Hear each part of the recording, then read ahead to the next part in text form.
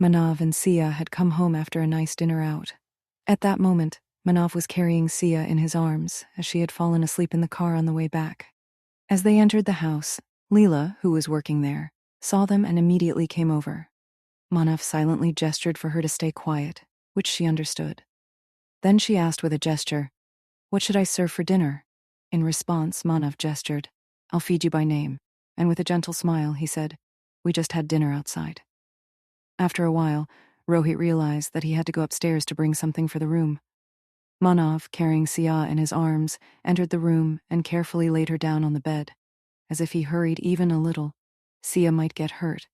After that, when Pushkar glanced at Siya, he kissed her forehead and wished her good night. Siya, who was holding his coat, made Manav stop.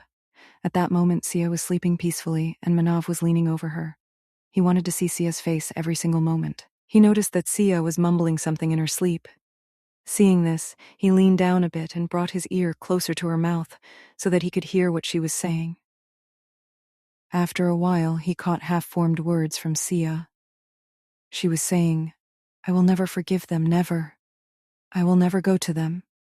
No matter what happens, I will never accept them as mine. Just as I have suffered until now, they will suffer the same way." Hearing all this, Kabir gently stroked her head and said, "My little hope, my darling, you don't need to take so much tension. You will never go to them, even if you want to. That will never happen. I have waited for you for so long, for years.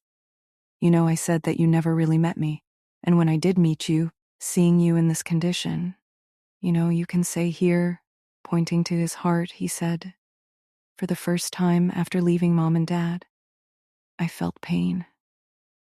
You have become so perfect for me that I can't even express it. For whom, until now, the life and death of anyone didn't matter a bit today.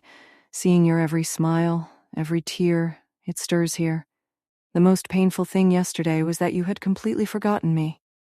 If I hadn't met you again, you might never have realized whether I existed or not. You had forgotten me. I have won your trust, your heart, your faith with great difficulty. I will never let you go away from me so easily, never."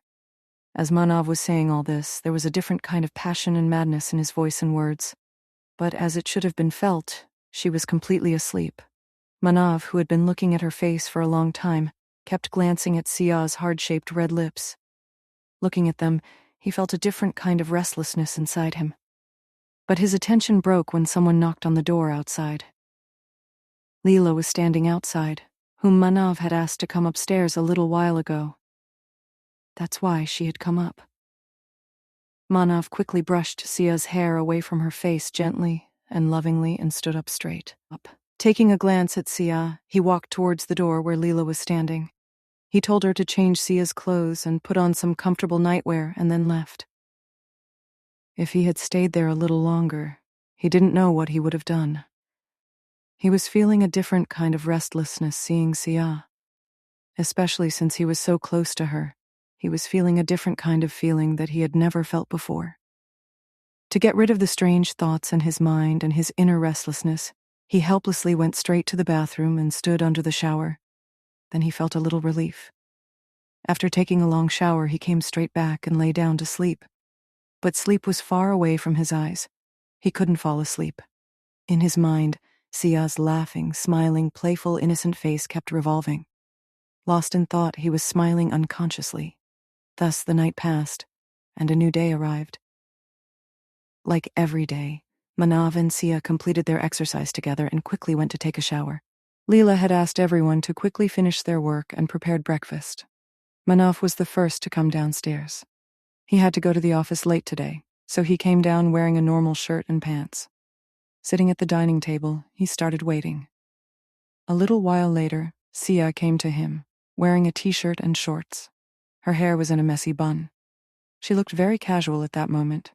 She came straight and sat in her seat and looked at Leela, saying, "Please hurry up with the food, I'm dying of hunger." Seeing her dramatic expressions, a small smile appeared on Leela's face.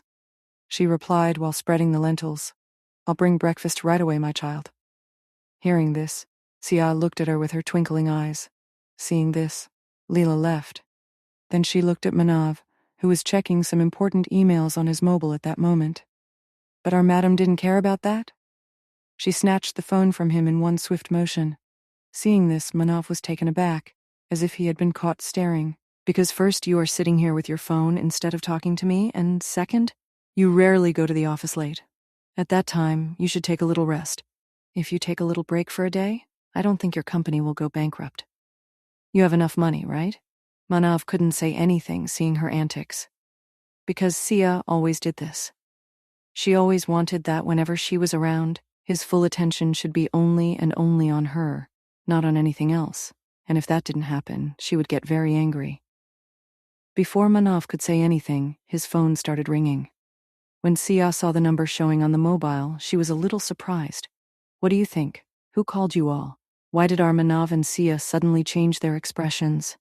You all must tell me how the chapter is going. And if there are a few mistakes, please understand. Because I just started using the laptop. Typing anything on it is a bit tough for me, as this is the first time I am using a laptop. Its settings and patterns are all different. Understanding this, I am writing all this. If there is a mistake, then I apologize in advance.